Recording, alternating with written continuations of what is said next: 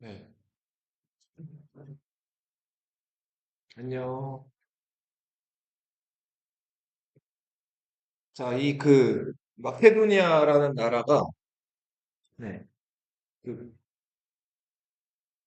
이제, 원래는 저 그리스에서 저 북부에 위치해 있어서 굉장히 좀, 뭐랄까, 이렇게, 그리스 사람들한테는 문화적으로 하나 떨어지는 나라라고 여겨졌던 나라인데, 이 필리프스라는 사람이 왕이 되면서, 이제 군사개혁을 실시를 해요. 그게 성공을 했는데, 자, 이 군사개혁이라고 한다면 그리스 중장부병 기억나죠? 그 중장보병 특징은 굉장히 단단한 갑옷을 입고 이제 그 무장한 무사들이 이제 좁은 길목이나 이런 곳을 지키면서 싸우는 그런 전투를 우리 보통 생각을 하죠. 자, 근데 그 중장보병의 치명적인 단점은 뭐였죠? 너무 무겁죠, 옷이. 예, 기동력이 떨어진단 말이에요. 그죠? 방어력은 좋지만 기동력이 너무 떨어져가지고 네, 그걸 보완하기 위해서 자, 그 중장부병들이 입는 갑옷의 무게를 대폭 낮췄어요. 자, 지금 보시면은 우리 저번에 뭐 스파르타 군인들이 입었던 방패나 옷에 비하면은 사이즈나 그냥 겉으로 보기에도 어때요? 좀 가벼워 보이죠? 네. 그리고 대신에 당시 우리 저번에 300 영화 봤을 때 스파르타 군인들이 던지던 창은 한 키높이 정도밖에 안 됐죠. 그죠? 1.5에서 2m 정도였는데 자, 이 마케도니아 부대의 창은 지금 길이가 어때요? 엄청 길죠? 5.5에서 한 6.5m 정도 됐다 그래요. 이 창을 사리사라고 부르는데, 네, 요 창병들이 이제 창을 들고 찌르는 훈련을 또 많이 해가지고 적이 근접해 오거나 할 때 이 창을 이용해서 적을 제압하는 그런 전술을 펼쳤다고 해요. 장창보병이라고 해요, 우리말로는. 이게 이제 이 군사개혁이 효과를 거둬가지고 그 그리스가 뭐 스파르타, 아테네, 테베 지들끼리 막 치고받고 싸우고 있을 때 마케도니아가 남쪽으로 내려와서 이들을 다 제압을 한답니다. 카이로네이아 전투라는 전투에서 마케도니아가 그리스 세력들을 점령을 하죠. 그리고 이제 앞으로 등장을 할 텐데 마케도니아의 또 다른 군사의 강점. 방금 보신 그 장창보병 있죠? 이건 그냥 보시면 돼요. 예. 그 장창보병들이 이제 적들이 이제 다가올 때 긴 리치를 이용해 가지고 적을 공격하는 그런 역할을 했다면 그러니까 그 장창보병은 적들이 이렇게 덤벼올 때 이걸 버텨주는 역할을 하고 실제로 적을 무너뜨리는 망치 역할을 한 부대가 자, 지금 다 말을 타고 있죠? 이 기병 부대였어요. 이 기병 부대는 여기 지금 타고 있는 사람이 알렉산드로스 대왕이거든요. 한 1000에서 2000명 정도로 구성된 정예 기병 부대인데 알렉산드로스 대왕이랑 평소에 굉장히 친밀한 관계, 그러니까 먹고 마시고 같이 이제 사냥도 하고 생활을 같이 하면서 평소에 손발을 많이 맞춰온 그런 사람들로 구성된 부대예요. 이 기병들을 우리말로 번역하면 동료 기병이라고 부르고 영어로 번역을 하면 컴패니언 캐벌리라고. 컴패니언이 자기 친구 동료들이죠. 자, 이들이 한 1500에서 2000명 정도 되는데 보통 이 마케도니아 군단의 오른쪽 날개에 위치했어요. 그리고 마케도니아 장창보병이 가운데 위치하고 적들이 다가올 때 이 장창보병들이 버텨주는 역할을 하고 기동력이 좋고 평소에 훈련이 많이 된 이 알렉산드로스 대왕의 그 동료 기병들이 이렇게 적을 우회해가지고 적의 측면이나 뒤를 치는 그런 전술로 알렉산드로스 대왕이 승리를 많이 거둔다. 동료 기병, 컴패니언 캐벌리. 자, 알렉산드로스 대왕은 이제 뭐 전쟁의 신이라고 여겨질 정도로 전투에 나가가지고 진 적이 없어요.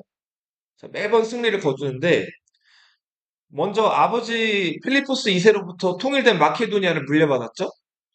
아버지 필리포스 2세가 그리스 정복하는 것까지 보고 죽죠. 어떻게 죽었는지 기억나요? 암살당했죠, 그죠? 평소에 자기를 지켜주던 경호병이 이제 아버지 필리포스 2세를 암살했단 말이에요. 왜 암살했는지는 구체적으로 밝혀져 있지 않은데 유력한 가설은 뭐였어요? 필리포스 2세가 자기 부인 올림피아스랑 사이가 좋았나요? 안 좋았나요? 안 좋았죠. 자, 그래서 그 올림피아스가 자기 남편을 한번 벼르고 있다가 그 남편의 경호병을 하나 이렇게 잘 구워 삶아가지고 그 경호병 통해서 남편을 결혼식장에서 암살하게끔 만들었다고 하죠. 네. 그 얘기도 이따 영화에서 볼 거예요. 그리고 이제 알렉산드로스 대왕이 자, 여기 혹시 기억나요? 이거 연결돼 있어요? 연결 안 돼 있어요, 여기? 연결 안 돼 있죠? 여기 뭐라고 했는지 기억나요? 암소로 변한 이유가 건너갔던 길. 보스포러스 해협이라고 기억나요? 여기 좁은 바닷길, 여기 바다 뚫려 있잖아요, 여기.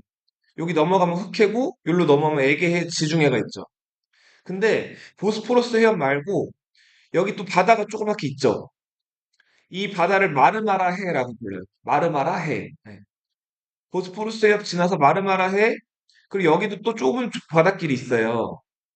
이 바닷길을 헬레스폰트 해협이라고 불러요. 뭐라고요? 헬레스폰트.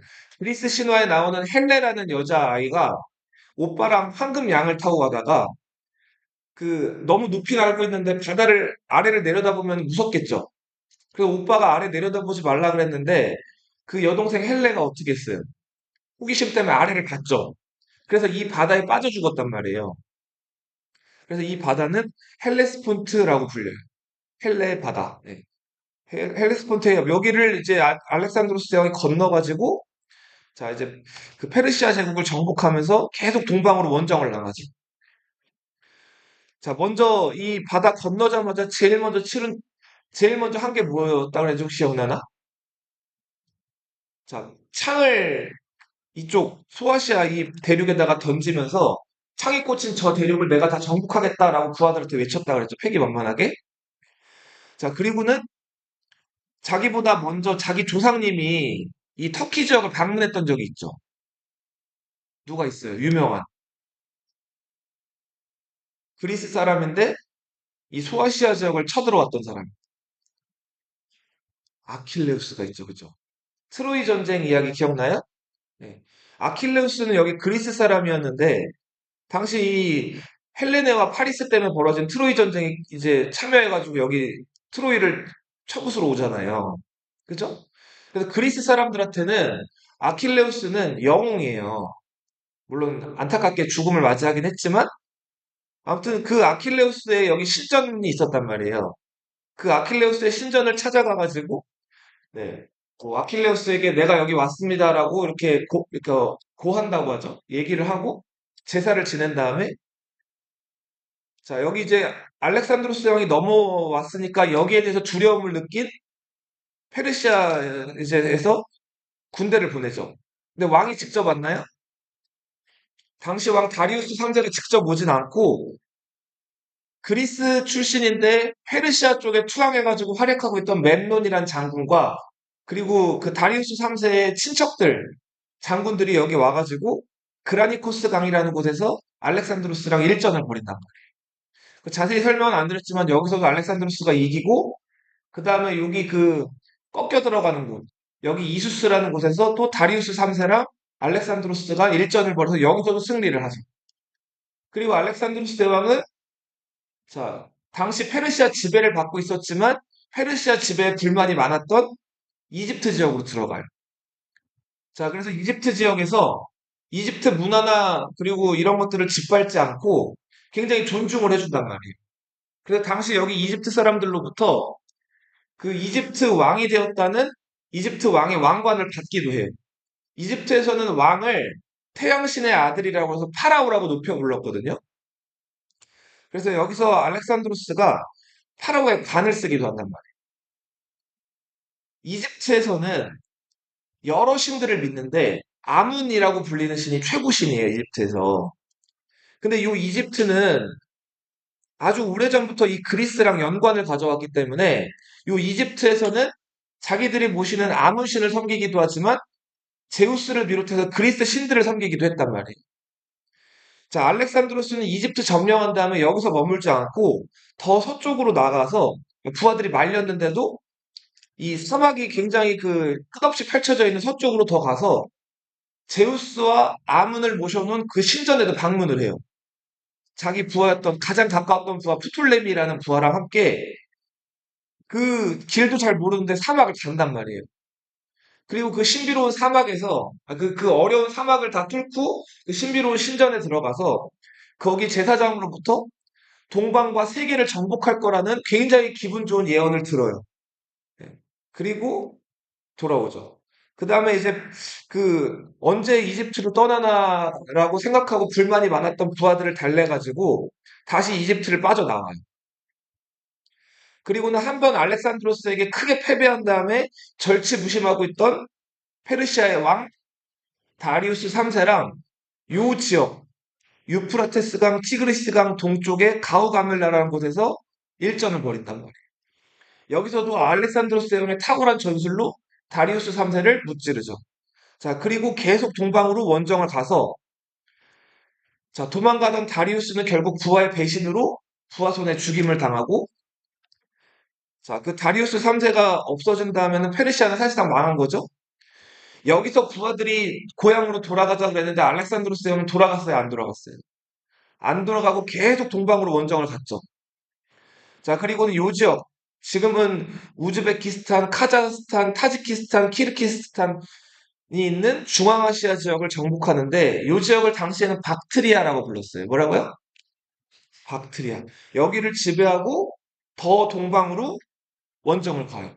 부하들은 끊임없이 돌아가자고 했는데 계속 어떻게 했을까요? 동방으로 간단 말이에요. 자, 그러다가 한때 전투에서 죽음에 처할 뻔했던 자기를 구해줬던 자기의 오른팔 같은 얼굴이 검해가지고 검은 클레이투스라는 별명이 있는 그 클레이투스를 술자리에서 막 논쟁 끝에 알렉산드로스 대왕이 화가 나가지고 창을 던졌죠. 자, 근데 그 클레이투스가 그 창을 맞아가지고 그 자리에서 즉사를 했단 말이에요. 자, 이때부터 알렉산드로스 대왕 부하들이 점점 알렉산드로스 대왕에 대한 충성심이나 이런 것들이 떨어지기 시작을 해요. 아니, 왜 자꾸 저쪽 동방으로 가는 거야? 빨리 고향으로 돌아가서 자식들 얼굴도 보고 싶고 아내도 만나고 싶은데 계속 가자는 거예요. 그리고 또 이제 부하들의 불만을 부추겼던 것 중에 하나가 알렉산드로스 대왕이 정복한 지역이 있으면 그 정복한 지역의 땅이나 거기서 나오는 어떤 보물이나 이런 것들을 부하들에게 나눠줘서 보통은 불만을 잠재웠는데 어떤 지역은 정복하러 가가지고 그 정복 지역에 있는 왕이나 이런 사람들 걸 뺏지를 않고 그 사람들 땅이나 그런 것들 그대로 인정을 해줬죠. 자, 부하들은 목숨 걸고 싸워가지고 그나마 그 땅이라도 차지하려고 기대를 했는데 땅이 돌아오질 않으니까 여기서도 점점 불만이 쌓여갔단 말이에요. 자, 끝없이 동쪽으로 원정한 끝에 마침내 인도에 다다랐어요. 여기 힌두쿠시 산맥이라는 곳이 있는데 여기를 넘어가지고 자, 인도에 다다랐어요. 자, 인도에서도 날씨가 이제 또 바뀌다 보니까 막 그 전염병이 돌기도 하고 또 전혀 생전 보지 못하던 막 코끼리를 이용해서 덤비는 부대를 만나기도 하고 그래서 희생이 컸단 말이에요.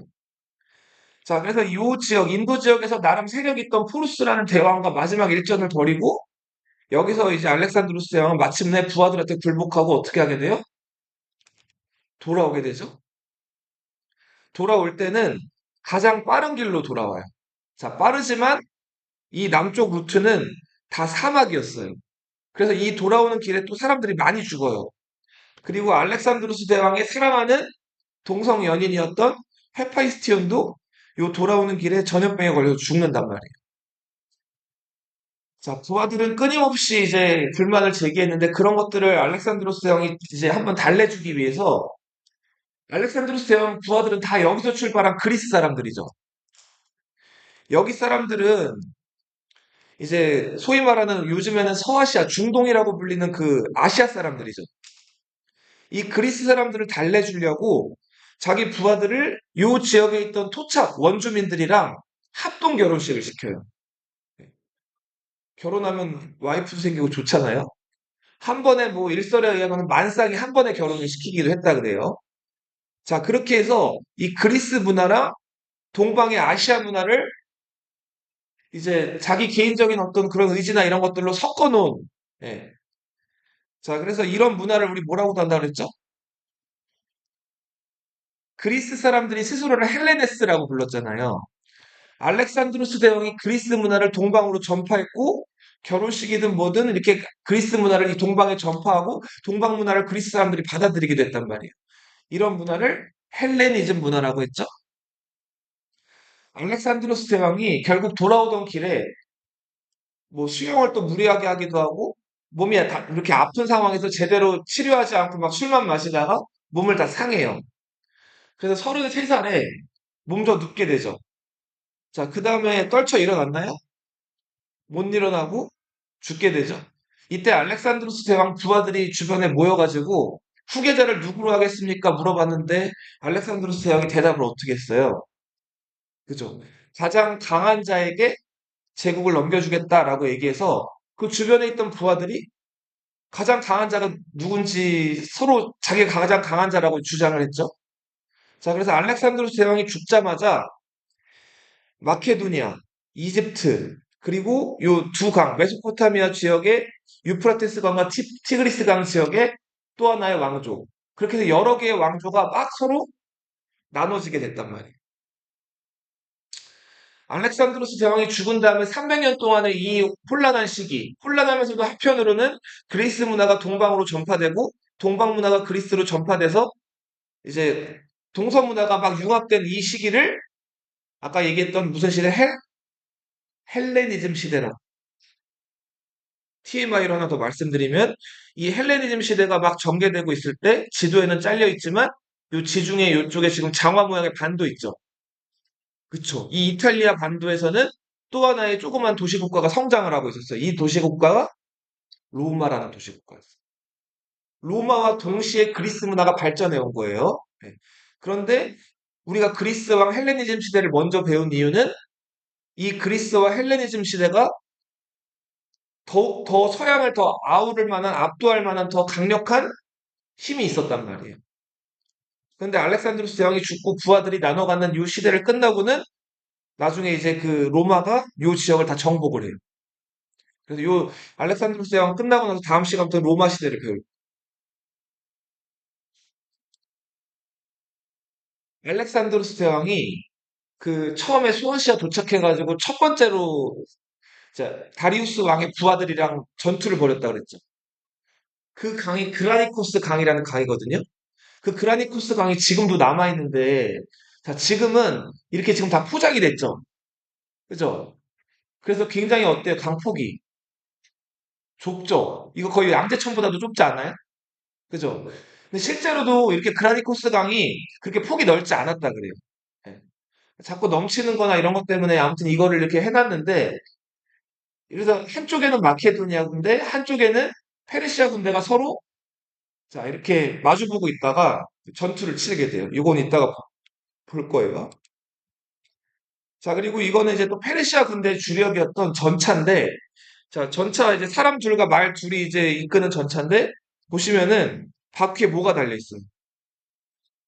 그죠? 이게 낫이에요, 낫.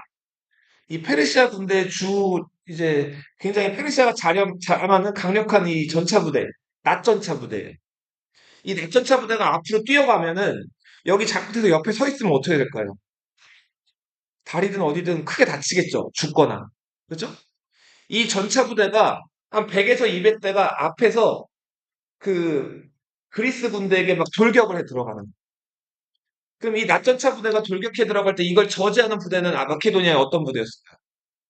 아까 보여드렸던 창이 긴 장창보병. 얘네들이 이제 낫전차 부대를 격파를 하는데 뭐 일설에 의하면은 옆으로 비켜선 다음에 낫전차 부대가 이렇게 왔을 때 이걸 돌려가지고 찌르기도 하고 뭐 이렇게 했다 그래요. 아니면은 이렇게 올 때 창이 기니까 말 가슴을 찌르던가 이런 식으로. 자, 그리고 페르시아는 주력이 경보병이었어요. 자, 우리 저번 시간에 상백 영화 볼 때 페르시아 군인들이 활 쏘는 거 봤죠? 활을 위로 이렇게 확 쏘면은 그 활이 막 태양을 덮을 정도로 엄청 많이 날라오잖아요. 페르시아 군의 이제 이 자랑하는 그 주력 부대는 이 그 궁병들이었어요, 궁병. 예. 이 궁병들은 굉장히 훈련도 많이 돼 있는 정예 궁병들이었는데 죽지 않는다라는 뜻을 이제 부대 이름으로 가졌어요. 모탈이 죽을 운명이란 뜻이죠. 죽지 않는다. 임모탈이라고 불리던 부대예요. 판서브라면 가능하다죠. 임파서브라 불가능하죠. 모탈하면 죽을 운명에. 임모탈하면 뭐예요? 죽지 않아 불사라는 뜻이죠. 사람이 안 죽는 게 어디 있어요? 다 죽죠. 알렉산드로스 대왕이에요. 알렉산드로스 대왕이 이제 그 태어나던 날, 뭐, 그 알렉산드로스 대왕 엄마 올림피아스가 머물고 있던 곳에 번개가 꽝 내리쳤다고 했는데, 올림피아스는 그 번개를 제우스의 번개라고 얘기하면서 제우스가 자기 몸에 들어와서 낳은 이 아이가 알렉산드로스라고 주장을 했다 그랬죠? 그래서 알렉산드로스 대왕은 자기가 제우스의 아들, 그리고 아버지 쪽은 헤라클레스의 후손, 엄마 쪽은 아킬레우스의 후손이라는 거를 부하들 앞에서 자기가 신성하다는 걸 강조할 때 많이 얘기를 했다 그래요. 그래서 또 전투에 나갈 때도 항상 자기가 진두지휘를 했는데, 자, 왕이니까 당연히 좋은 투구를 썼겠죠? 그 좋은 투구 위에다가 제우스를 상징하는 하얀 깃 같은 것들을 항상 꽂고 전투에 나갔다 그래요. 그러니까 주변에 이목이 어떻게 됐을까요? 쏠렸겠죠. 자, 요거는 이제 그 전투 상황인데, 이 팔랑테스라고 하는 거는 그 그리스의 약간 그 장창보병 있죠. 마케도니아에. 얘네들이 버텨주면은 요 옆에 있던 알렉산더와 그 동료 기병들이 오른쪽에서 적을 친다고 했죠. 이 전술을 무슨 전술이라고 부르냐면 망치와 모루 전술이라고 해요. 너희 대장장이가 쇠 두드리는 거 본 적 있어요? 대장간에서 대장장이들이 막 쇠 두드리죠. 그때 쇠를 어디다 대고 두드려요? 그죠? 여기다가 그 쇠가 흔들리지 말라고 받침대 하나를 넣고 쇠로 된 받침대에다가 놓고 여기 칼이나 뭘 넣은 다음에 이 망치 두드리잖아요. 이 고정된 그 뭔가 두드릴 물건을 고정시킬 그 받침대를 모루라고 불러요. 모루. 알렉산드로스 대왕 전술의 기본은 장창 보병들이 모루 역할을 해줘요. 버티는 거예요. 적들이 올 때. 자, 그러면은 이 버텨주는 순간에 적의 대열이 흐트러졌을 때 적의 옆이나 뒤로 가가지고 적을 때리는 부대는 알렉산더와 그 기병 부대예요. 얘네가 망치 역할을 하는. 이 전술을 망치와 모루 전술이라고. 알렉산드루스 대왕 승리의 기본이 됐던 전술이다. 이제 이런 전술이죠. 이게 이제 받침대죠. 모루. 그리고 옆에서 때려주는 기병 부대를 망치 부대. 그러니까 망치와 모루 전술. 요거는 그 영화 한 장면인데 인도에 가가지고 코끼리 부대랑 이제 싸우는 장면이에요. 상상입니다. 상상. 네. 자, 알렉산드로스가 사랑했던 말, 네, 부케팔러스가 하는 말이죠.